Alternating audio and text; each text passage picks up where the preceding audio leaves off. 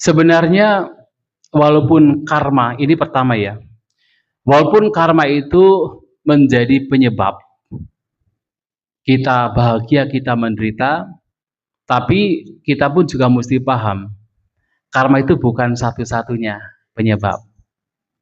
Karma bukan satu-satunya penyebab kita bahagia, kita menderita. Kondisi batin kita juga menjadi penyebab. Sebelum kita masuk ke dalam pikiran terakhir atau cita terakhir, Sang Buddha memberikan sebuah perumpamaan.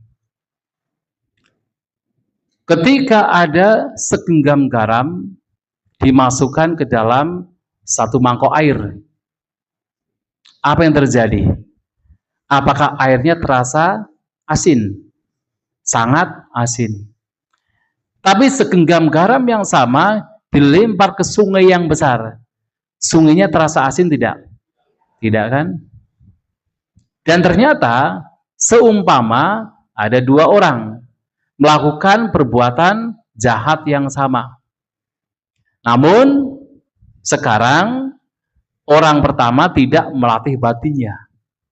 Orang kedua melatih batinnya. Buah karma muncul. Nah, buah karma muncul, yaitu penderitaan. Nah, orang yang tidak melatih batinnya, ketika penderitaan muncul, dia akan sangat menderita. Tapi bagi orang yang batinnya terlatih, terbiasa, yaitu terbiasa untuk merenungkan ketidakkekalan anicca, terbiasa untuk merenungkan tentang hukum karma juga, terbiasa untuk merenungkan non-self, anatta, maka begitu ada buah karma buruk berupa penderitaan yang muncul, ia tidak begitu menderita. Nah, orang yang batinnya tidak terlatih seperti segenggam garam dimasukkan ke dalam satu mangkok air, terasa asin sekali. Tetapi orang yang batinnya terlatih seperti segenggam garam yang dilempar ke sungai, dia tidak menderita.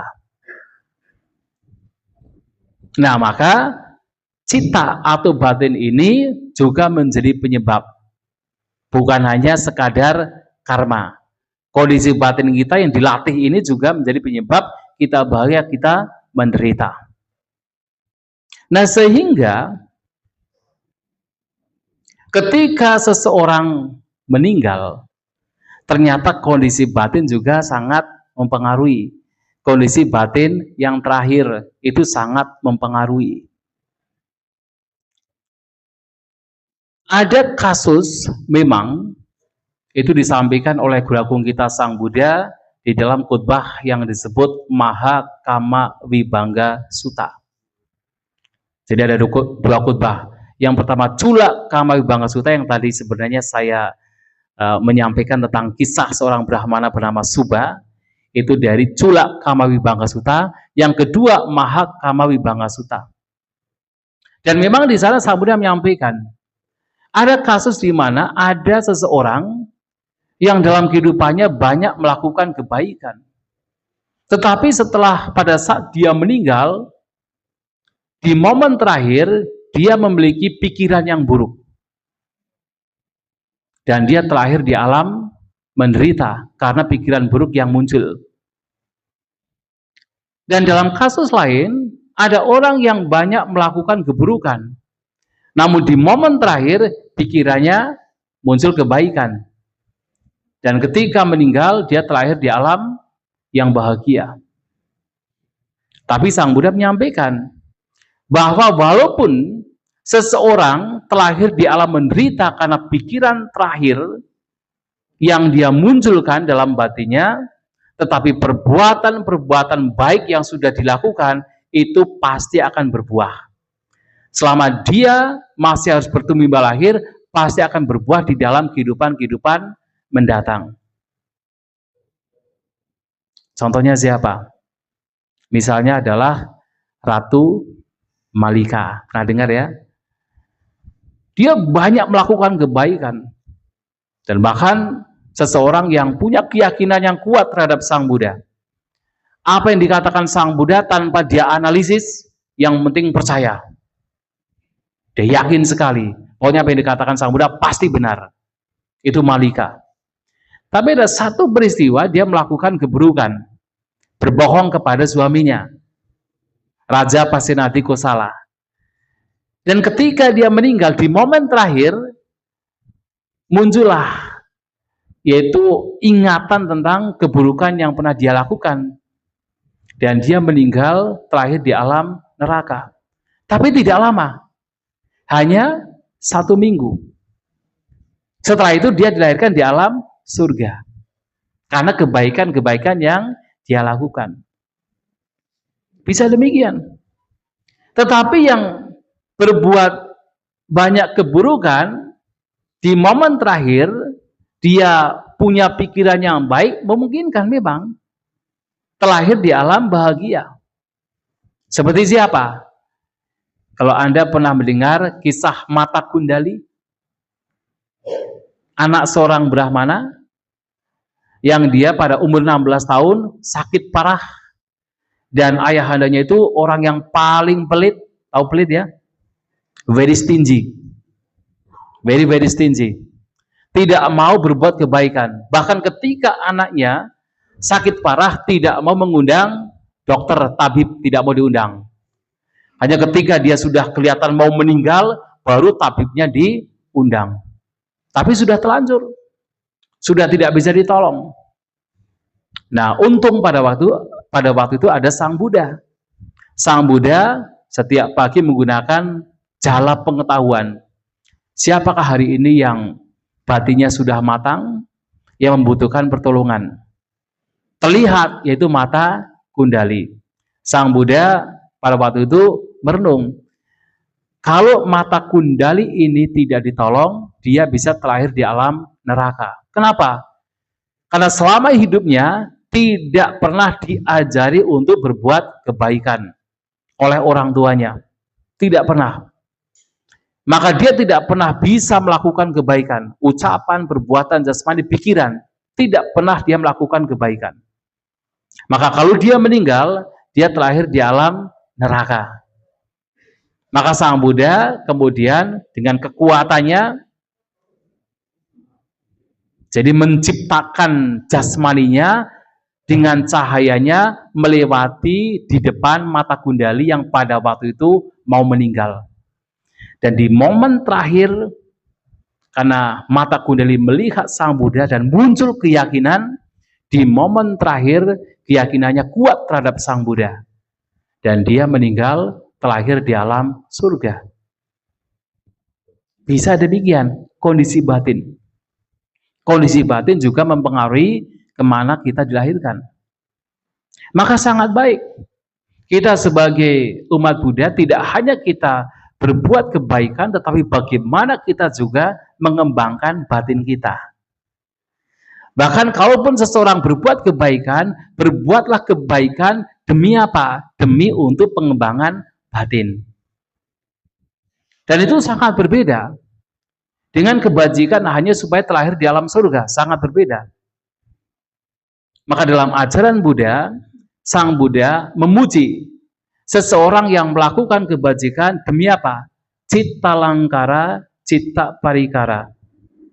Demi untuk menghiasi, memperindah batin. Untuk menghiasi batin, memperindah batin. Dengan kata lain, berbuat kebajikan untuk pelenyapan kotoran batin. Dan itu yang paling penting. Bahkan, dalam salah satu kesempatan, Sang Buddha menyampaikan, ketika seseorang berdana, memberi, berbagi, berdana, demi untuk memperindah, mempercantik batin, itu bisa membawa kepada pencapaian kesucian anagami. Kesucian anagami. Tetapi berdana demi memperindah, mempercantik batin adalah berdana dengan pemahaman vipassana. Memahami apa? Memahami bahwa segala sesuatu adalah tidak kekal. Ketika hanya sekedar mengumpulkan dan mengumpulkan tanpa berusaha untuk berbagi, maka penderitaan yang muncul. Maka dia tahu Bahwa ketika hanya sekedar mengumpulkan melekati, ini adalah sebab penderitaan. Ketika ia berbagi, ini adalah cara untuk melenyapkan keserakahan, melenyapkan kemelekatan. Mengetahui bahwa apa yang tidak kekal ketika dilekati membawa kepada duka penderitaan.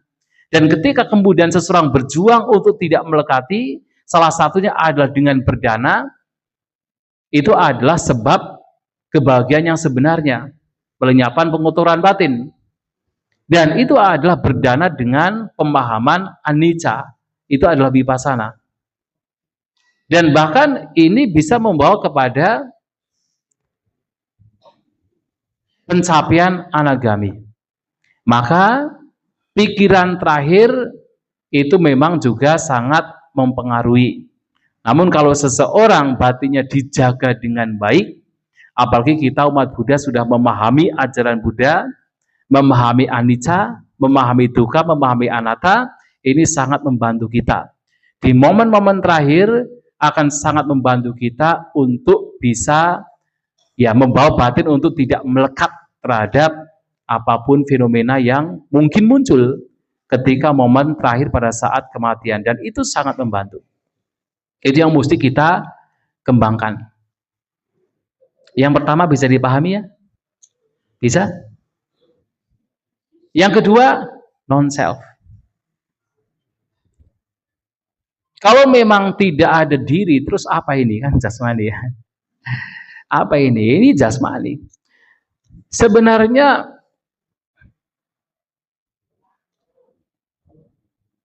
ada dua persepsi. Yang pertama adalah persepsi diri, atta, disebut atasanya. Yang kedua adalah persepsi tanpa diri atau anatasanya, the perception of non-self. Jadi persepsi tanpa diri atau persepsi tanpa aku. Berbicara tentang keakuan, keberadaan diri, itu adalah sekadar persepsi. Itu diciptakan oleh pikiran kita sendiri. Kita menciptakan. Dan mengapa ini begitu kuat? Sangat kuat. Bahwa ada diri pada jasmani, ada diri pada perasaan, ada diri pada persepsi itu sendiri. Ada diri ketika kita berpikir. Sangat kuat. Karena kita sudah terbiasa dengan persepsi ini dalam kehidupan lampau yang tidak terhitung banyaknya. Dan untuk bisa mengurai persepsi diri menjadi persepsi tanpa diri bukan sesuatu yang mudah. Jangankan kita melihat manusia yang berbeda, kemudian memunculkan persepsi ada aku di sini, ada aku di sana, di situ, di luar sini, banyak aku, banyak diri-diri kan. Begitu kuatnya persepsi diri, bahkan ketika melihat video drakor, atau drakor, apa?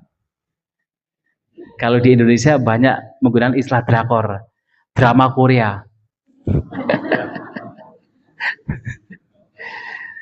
Ketika kita melihat video, apapun videonya, bukan hanya drakor saja, bukan hanya drama Korea saja, apapun videonya, melihat gambar manusia, padahal itu gambar, pun dilihat sebagai diri. Betul ya?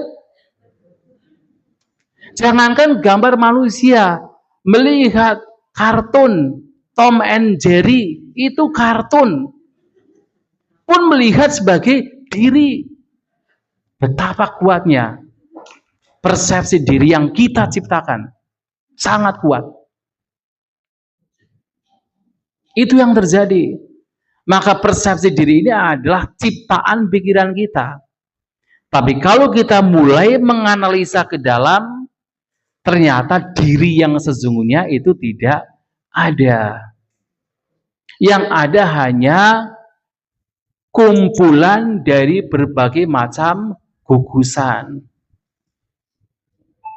Yang disebut sebagai makhluk ini, makhluk manusia ini, yang kemudian menciptakan adanya diri, ada persepsi aku, persepsi diri, itu hanya terdiri dari kumpulan 5 gugusan. Jasmani, perasaan, persepsi, bentukan-bentukan pikiran, dan winyana, consciousness, kesadaran. Hanya itu. Tapi kemudian ketika melihat jasmani, seakan-akan jasmani adalah diri. Tetapi jasmani ini pun juga sesungguhnya merupakan susunan dari berbagai macam unsur. Yaitu ada 4 unsur jasmani. Unsur padat, unsur air, unsur api, dan unsur udara, unsur angin. Dan 4 unsur ini pun juga berubah-ubah, terus mengalami perubahan. Di dalam perubahan tidak ditemukan ada diri yang sesungguhnya. Tapi ketika mereka berkumpul, seakan-akan ada diri. Ketika mereka berkumpul, ketika mereka terure, pecah, tidak ditemukan adanya diri. Bahkan di dalam 4 unsur ini, kalau kita melihat dari sisi sains, ilmu pengetahuan, ternyata materi termasuk jasmani juga merupakan kumpulan dari atom, ya kan? Dan atom pun juga kumpulan dari berbagai macam unsur lainnya. Ada proton, ada elektron, ada neutron. Dan ternyata proton, elektron juga kumpulan dari unsur lainnya. Kuak, bukan brother kuak ya. Kuak, ya, istilah namanya kuak. Tidak ditemukan adanya entitas, tidak ditemukan. Tetapi ketika berkumpul, seakan-akan ada aku, ada diri. Dan ternyata persepsi diri pun juga ternyata berubah-ubah. Berubah-ubah. Contohnya apa? Ketika seorang ibu berhadapan dengan anaknya, muncul persepsi aku adalah seorang ibu. I am the mother. When seeing the son. Anaknya pergi, muncul suami di depannya. Persepsi aku sebagai ibu lenyap, berubah. I am the wife. Aku adalah istri. Suaminya pergi, muncullah orang tua datang. Persepsi aku sebagai istri lenyap, padam, berganti menjadi I am the child, I am the son, I am the daughter. Saya adalah anak. Berubah. Orang tua pergi, muncullah teman datang. Akunya berubah. Aku adalah teman. Terus demikian. Dan ternyata persepsi aku ini pun juga berubah-ubah. Lantas aku yang mana? Yang dikatakan kekal. Aku yang mana dikatakan permanen? Tidak ada. Itu adalah ciptaan pikiran kita. Itulah kenapa untuk mengubah atasannya persepsi self, kita harus mengembangkan persepsi yang lain. Itu apa? Anatta sanya. Kita mesti mengembangkan persepsi non-self. Dan untuk mengembangkan persepsi non-self, maka pemahaman, pengetahuan, kebijaksanaan itu harus dimiliki. Karena tanpa ada pengetahuan, apa yang terjadi?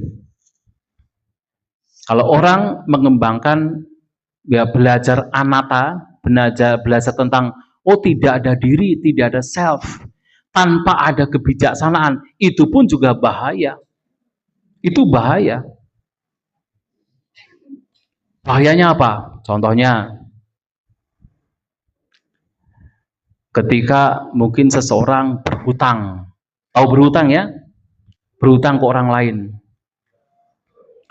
Setelah 1 bulan ditagih. Apa jawaban dia? Yang berhutang kan yang dulu, sekarang sudah berubah. Kalau mau menagih, tagih yang dulu, bukan tagih yang sekarang. Bahaya ya. Enak kali ya kalau gitu ya. Belajar non-self kemudian bisa untuk berbohong. Bisa demikian. Kalau tidak ada kebijaksanaan. Misalnya, kalau tidak ada kebijaksanaan, misalnya nanti, misalnya besok atau seorang Bante, siang-siang waktunya untuk bersantap siang makan, Kapia datang, Bante, waktunya untuk makan siang. Ya nanti dulu ya, Pancakanda sedang di toilet. 5 gugusan sedang berada di toilet. Kalau tidak ada kebijaksanaan kan. Tetapi kan kita mesti punya kebijaksanaan. Kita menggunakan bahasa konvensional. Ada aku, ada diri, ada dia, ada mereka, ada engkau. Walaupun dalam bahasa spiritual ya sebenarnya hanya 5 gugusan. Tapi tidak akan demikian ketika dikomunikasikan. Nah, itulah maka sebenarnya atta itu hanya persepsi pikiran. Kalau kemudian ada yang bertanya, apa tujuan kita mempraktikkan dhamma? Apakah tujuannya untuk menghancurkan atta? Menghancurkan sel? Betul nggak? Betul tidak? Ini agak bingung ya. Apakah tujuan mempraktikkan dhamma ajaran Sang Buddha adalah untuk menghancurkan self? Menghancurkan atta? Betul tidak? Hah? Ya tentu tidaklah. Apa yang mesti dihancurkan kalau tidak ada? Ya kan? Yang dihancurkan adalah persepsi atta. Atta tidak ada. Tapi persepsi atta itu ada. Itu yang mesti dihancurkan. Maka dalam proses pengembangan batin, ketika orang mencapai kesucian, yang pertama dihancurkan adalah pandangan tentang atta. Seorang Sotapanna menghancurkan pandangan tentang atta. Maka Sakaya Didi dihancurkan. Sampai seorang Sakadagami. Tapi mereka masih punya pemikiran tentang atta. Masih punya persepsi tentang atta. Kemudian mencapai anagami. Citta vipalasa atau pikiran yang error, salah satunya berkenaan dengan atta, itu dihancurkan oleh seorang anagami. Tetapi seorang anagami masih memiliki apa? Sanya vipalasa. Jadi persepsi tentang diri pun masih ada. Dan yang sudah menghancurkan secara total dari titik cita sanya adalah seorang arahanta. Bahkan persepsi diri pun seorang arahanta itu sudah tidak ada. Tetapi seorang arahanta pun juga masih menggunakan istilah aku, engkau, mereka masih digunakan. Tetapi mereka menggunakan istilah aku, engkau, mereka tanpa kemudian diseret oleh bahasa. Kalau kita berbeda, begitu mengatakan aku, ada persepsi diri. Mengatakan mereka, ada diri-diri yang banyak. Itulah batin kita. Tapi seorang arahanta sudah tidak demikian. Dan itu ditanyakan oleh seorang sesosok dewa kepada Sang Buddha di dalam Arahanta Sutta, Samyutta Nikaya. Sang Buddha mengatakan, seorang arahanta masih menggunakan istilah aku, engkau, mereka. Tapi mereka, dia menggunakan istilah demikian tanpa terseret oleh bahasa. Menggunakan bahasa atas dasar skillfulness atau kemampuan, skill, keterampilan dalam menggunakan bahasa. Itu hebatnya mereka. hebatnya seorang arahanta. Luar biasa. Demikian ya. Ini jadi panjang kali lebar. Ya.